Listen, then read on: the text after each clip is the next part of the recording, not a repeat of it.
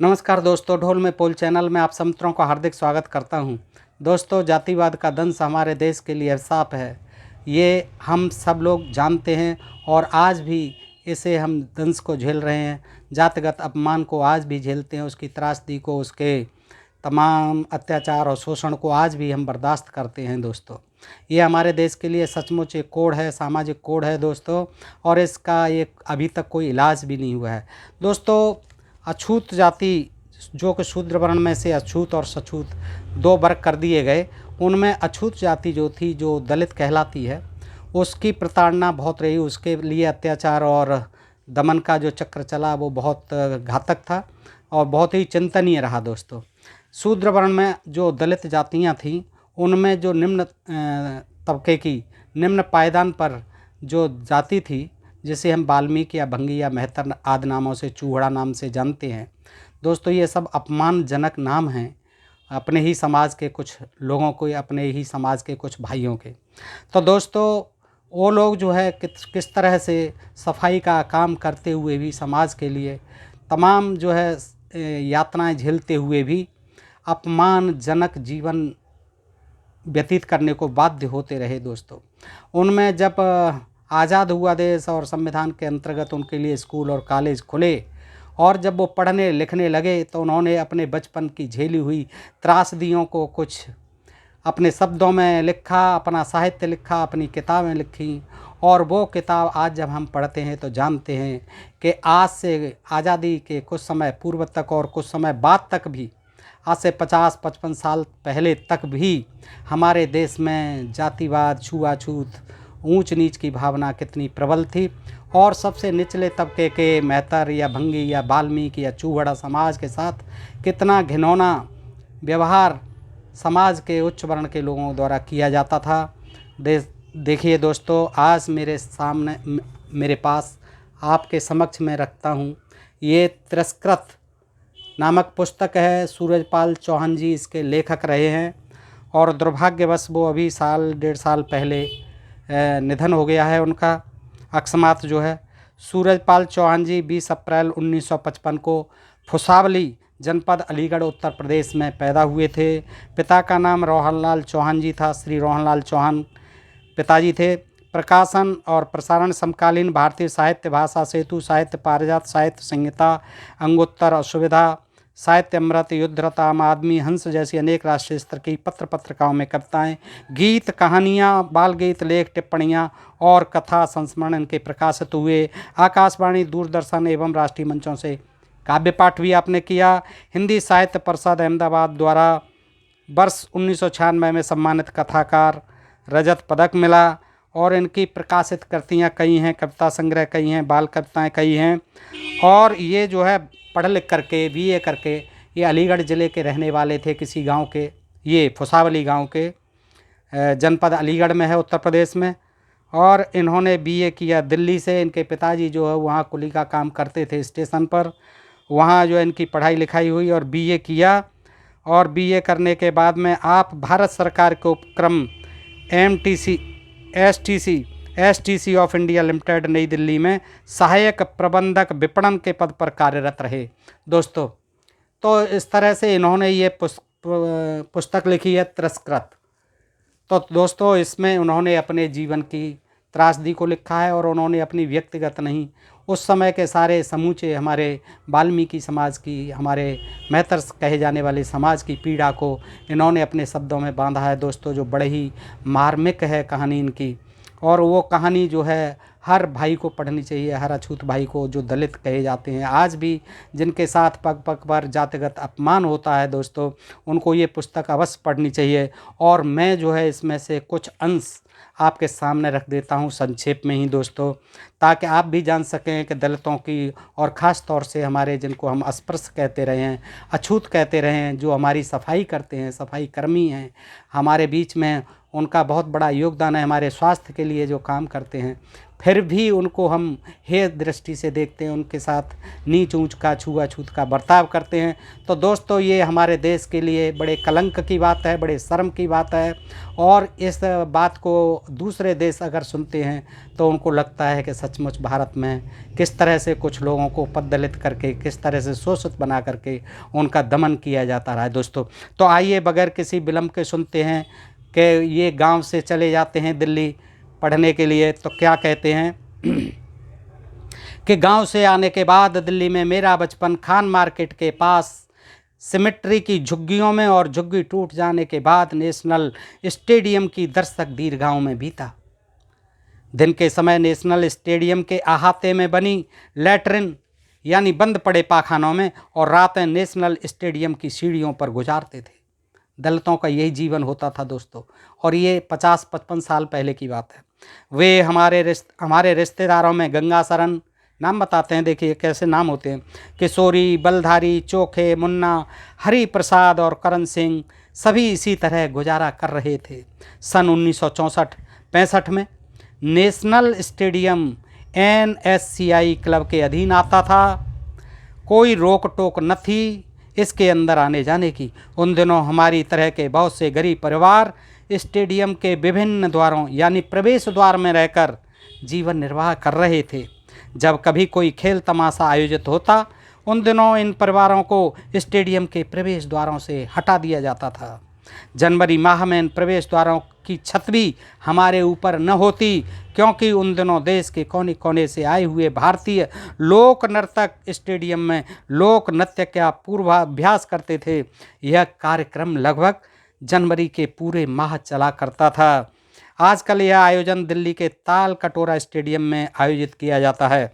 Khan market में नगर निगम प्राथमिक विद्यालय में पिता ने मुझे भर्ती करवा दिया। 5वीं तक वहीं शिक्षा प्राप्त की। 5वीं कक्षा तक साथ पढ़े साथियों में राजेंद्र दिल्ली के सेंट्रल कॉलेज इंडस्ट्रीज एम्पोरियम में और लक्ष्मी दिल्ली के स्टेट बैंक में अच्छे पदों पर कार्य कर रहे हैं। बचपन के शेष साथी NDMC या MCD में सफाई कर्मचारी या दिल्ली का कचरा उठाती गाड़ियों पर ड्राइवर क्लीनर का कार्य करते नजर आते हैं। प्राथमिक पाठशाला के स्थान पर अब खान मार्केट में एक भव्य इमारत लोकनायक भवन सीना ताने खड़ी है। Diwan Chand Arya higher secondary school Lodhi road नई दिल्ली से सन 1974 में हायर सेकेंडरी की परीक्षा पास की। जाति का पुंछल्ला ब्रह्म राक्षस की तरह सदैव मेरे पीछे लगा रहा। संस्कृत विषय पढ़ाने वाले अध्यापक वेदपाल शर्मा मुझे समय समय पर जाति का ओछापन याद दिलाते रहते थे। मैं तड़प उठता था उस द्रोणाचार्य की बातें सुनकर। एक दिन अपने साथी अध्यापकों से मेरी ओर संकेत कर उसने कहा था, वेदपाल शर्मा संस्कृत अध्यापक ने, यदि देश के सारे चूहे चमार पढ़ लिख गए तो गली मोहल्लों की सफाई और जूते बनाने का कार्य कौन करेगा। उसकी इस बात का विरोध मेरे हिंदी के अध्यापक श्री बाबूराम गुप्ता और चित्रकला के अध्यापक श्री राजेंद्र सिंह ने किया था। दिल्ली के भगत सिंह कॉलेज संध्या में VA करते समय ऐसे ही हालातों से गुजरना पड़ा। मैंने अपने नाम के साथ अपना गोत्र चौहान का प्रयोग करना शुरू कर दिया। लोग जाति पूछते थे खाली नाम देख करके, सूरजपाल के कौन जाति के हो, तो उन्होंने जो है चौहान लिखना शुरू कर दिया। अब कॉलेज के साथी मुझे राजपूत या ठाकुर समझते थे। कॉलेज में मेरा एक सहपाठी अनुपम जैन मेरा मित्र, प्रिय मित्र बन गया। लेकिन कब तक? जब तक कि वह मुझे राजपूत चौहान समझता रहा। मेरा SC होना जानकर उसने मुझसे मित्रता ही तोड़ दी। अनुपम के माता पिता मुझे बहुत खूब प्यार करने लगे थे। अनुपम के विवाह के अवसर पर मैंने खूब भाग दौड़ की। अनुपम और उसकी पत्नी हमारे घर आते जाते थे, लेकिन वही हुआ, यह जानते ही कि मैं SC हूँ, उसने और उसके परिवार के सभी सदस्यों ने मुझसे नाता ही तोड़ लिया।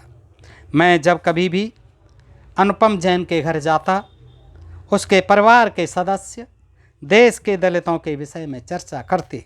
देश की सरकार व कानून को कोसते हुए कहते, साले चूहड़े चमार पढ़ लिख कर आगे बढ़ते जा रहे हैं। जगजीवन राम चमार को देखो, रक्षा मंत्री के पद तक पहुंच गया। उनकी बातें सुनकर मुझे बहुत बुरा लगता। कई बार मैंने उनकी बातों का विरोध भी किया था, लेकिन वे सभी मुझे एक स्वर से डपट देते। चौहान, तू इन चूहड़े चमारों की बातें सुनकर क्यों बौखला जाता है? अरे तू तो ठाकुर है ना। मैं उनकी बातें सुनकर मौन व्रत धारण कर लेता था। सरकार से मिलने वाले वजीफे के लिए कॉलेज के सूचना पट्ट पर दलित छात्रों की सूची लगी हुई थी। उसमें मेरा नाम भी था। मेरे नाम पर नज़र पड़ते ही अनुपम जैन तुरंत बोला, अरे चौहान, क्या तुम राजपूत नहीं हो? क्या तुम शेड्यूल कास्ट हो? अनुपम के ये शब्द सुनकर मैं बुरी तरह झेंप गया था। मेरे मुँह से बोल नहीं निकलते। मैं अचकचा कर रह गया था उस समय। दोस्तों, इस तरह के हालात मेरे भी साथ बने और आप सबके साथ कहीं न कहीं बने होंगे। दोस्तों, अबे देखो, चूहड़े भी ठाकुर व राजपूत बनने लगे। अनुपम मुँह बिचकाता और बड़बड़ाता क्लासरूम की ओर बढ़ गया था। 7-8 वर्ष की उम्र रही होगी मेरी। उस दिन माँ हाथ में कांसे का कटोरा थामे घर घर घूम रही थी। मैं हैरान था कि वह ऐसा क्यों कर रही है। अभी कुछ देर पहले ही तो उसने मुझे और छोटे भाई रघुवर को सूखी पूड़ियों की लपसी यानी हलवा जैसा खाद्य पदार्थ बनाकर खिलाया था। गांव के राधे लोधे की लड़की के विवाह में उस दिन मैं ही माँ के साथ झूठन उठाने गया था। चाचा ने उस दिन माँ को झूठन के काम में सहयोग देने के लिए साफ मना कर दिया था। माँ ने चाचा को फटकार लगाते हुए कहा था, लल्ला, तुम संग नाय चलत तो मत चलो, मेरा छोरा अब जा लायक है गयो है। चाचा ने मना कर दी कि मैं नहीं जाऊंगा तुम्हारे साथ, आज अपने बच्चे को ले जाओ। तो उन्होंने कह दिया कि अब तो मेरा बेटा मेरे साथ चलने लायक हो गया है, नहीं जाना है तो मत जाओ। माँ की बात सुनकर चाचा मन महसूस कर रह गया था। चाचा ने भी पिनक कर कहा, हाँ हाँ, ले जाए छोटे से कुसंग, तो ये पतो चल जावेगो कि झूठी पूरिन से भरी डलिया और दही से भरी मटकिया कैसे उठावत हैं। माँ ने चाचा की बात पर कतई ध्यान नहीं दिया। मैं मन ही मन बहुत खुश था कि आज माँ के साथ झूठन उठाने जा रहा हूँ। माँ ने डलिया और एक खाली मटकी अपने हाथों में उठा ली और मुझे खाली बाल्टी पकड़ा दी। चलते चलते माँ ने मुझे एक कोने में रखे डंडे को भी उठाने को कहा। मैंने माँ के कहने से डंडा तो हाथ में उठा लिया, लेकिन मैं सोच रहा था कि डलिया में पूरियाँ, मटकी में दही और बाल्टी में तरकारी भर लेंगे। माँ ने डंडा उठाने को क्यों कहा? बिना बात का यह बोझा क्यों? हम दोनों माँ बेटा कुछ ही देर में उस स्थान पर पहुंच गए जहां राधे लोधे की लड़की के विवाह में आए बाराती पंक्तियों में बैठे पंगत खा रहे थे। बारातियों के लिए परोसे गए पकवान की खुशबू दूर दूर तक फैली हुई थी। राधे लोधे ने मेरी माँ को हाथ के संकेत से पंगत से दूर बैठ जाने को कहा। मैं भी हाथ में डंडा लिए उसकी बगल में बैठ गया।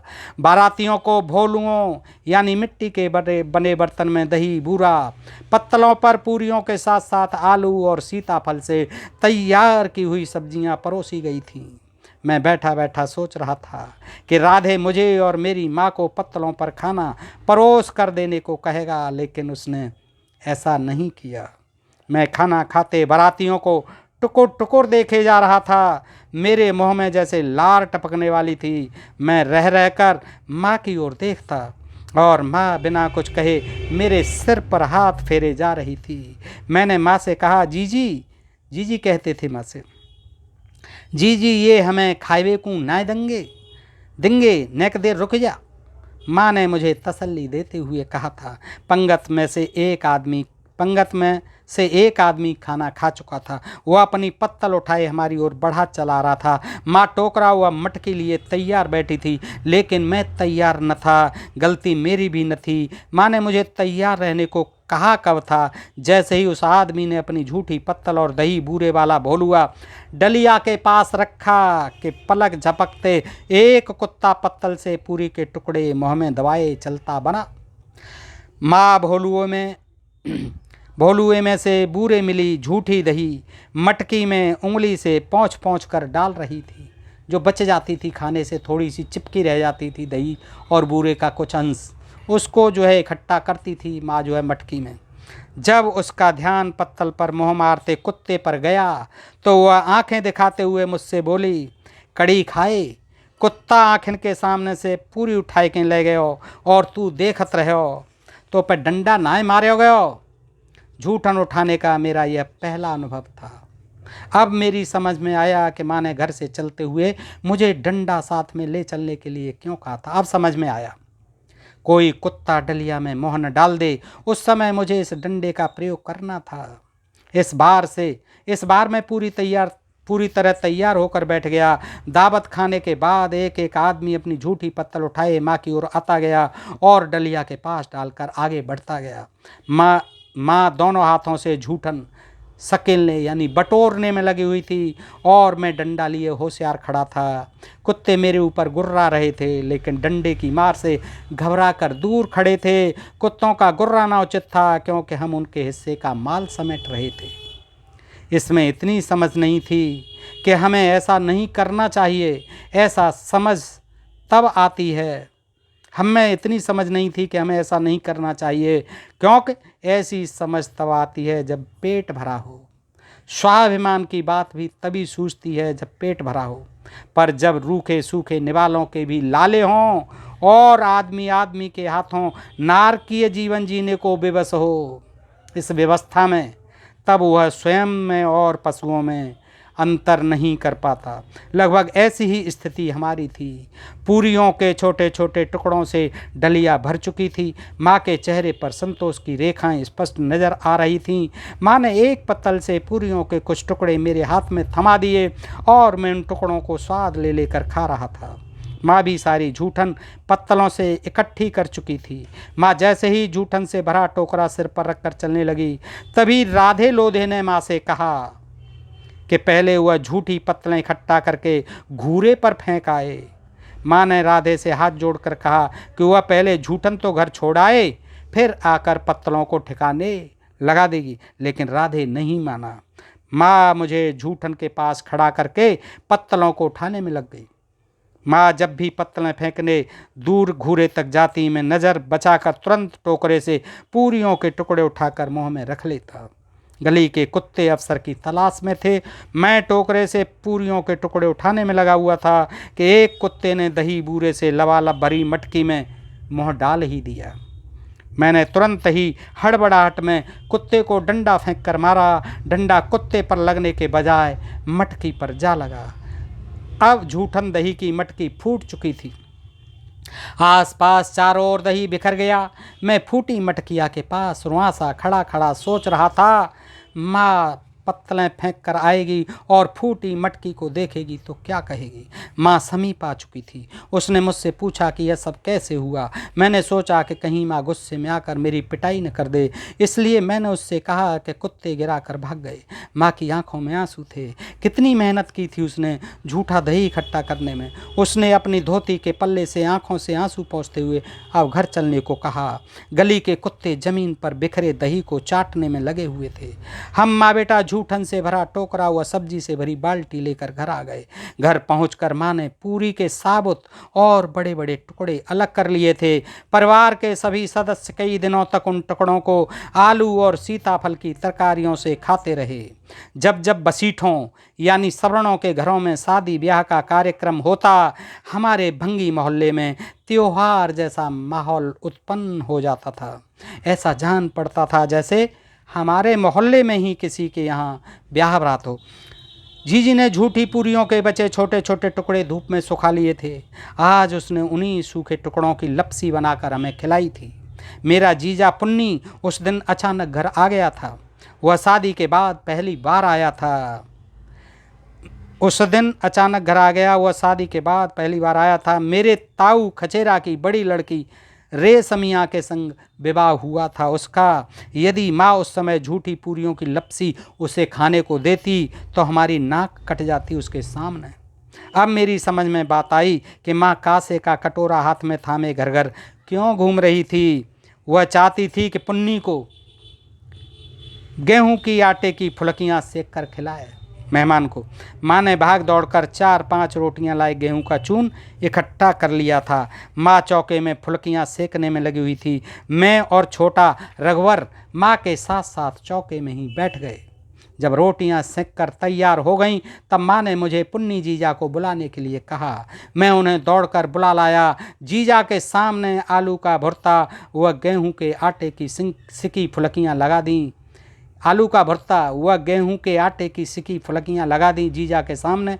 मैं जीजा को खाते देख रहा था, मन ही मन सोच रहा था कि जीजा कम खाए तो कितना अच्छा हो। उसके आगे की बची गेहूं की रोटी तो हमें खाने को मिलेगी। गेहूं के चून से बनी रोटी कैसी लगती है खाने में, कैसा होता है इसका स्वाद, गेहूं के आटे की रोटी का स्वाद कैसा होता है, कुछ पता नहीं था। कुल मिलाकर माँ उस रोटे से 5 रोटियां ही बना सकी। जीजा 4 खा चुका था, 1 रोटी उसने बचा दी थी। जीजा जैसे ही खाना खाकर उठा कि मैं रोटी की ओर लपका, लेकिन माँ ने मुझसे भी अधिक फुर्ती दिखाई। उसने मुझसे पहले ही रोटी को उठा लिया और उसके 2 हिस्से कर हम दोनों भाइयों के हाथों में थमा दिया। वाह, वह गेहूं के आटे की बनी रोटी कितनी स्वादिष्ट थी, बिना सब्जी के भी वह कितनी मीठी लग रही थी। दोस्तों, इस तरह की भावनाएं थीं हमारे समाज के लिए और दलित भाइयों के लिए। हमारे समाज की व्यवस्था थी कि देखिए किस तरह से उनका बचपन गुजरता था, किस तरह से जवानी बीतती थी और आजीवन उनको इस जातिवाद का दंश झेलते रहना पड़ता था। दोस्तों, कोई उनका रहनुमा नहीं था। अगर देश आज़ाद नहीं होता, देश का संविधान अपना नहीं होता, बाबा साहब अम्बेडकर शायद संविधान नहीं लिखते, तो आज भी वही पीड़ा शूद्र वर्ण के लिए, दलित वर्ग के लिए विद्यमान होती, वही सारी व्यवस्था आज भी कायम होती। दोस्तों, आज के लिए इतना ही। अगर ये प्रसंग आपको अच्छा लगे तो दोस्तों को शेयर करें और अपने प्रिय चैनल ढोल में पोल को सब्सक्राइब करते रहें। नमस्कार, आभार, जय हिंद, जय भारत। दोस्तों।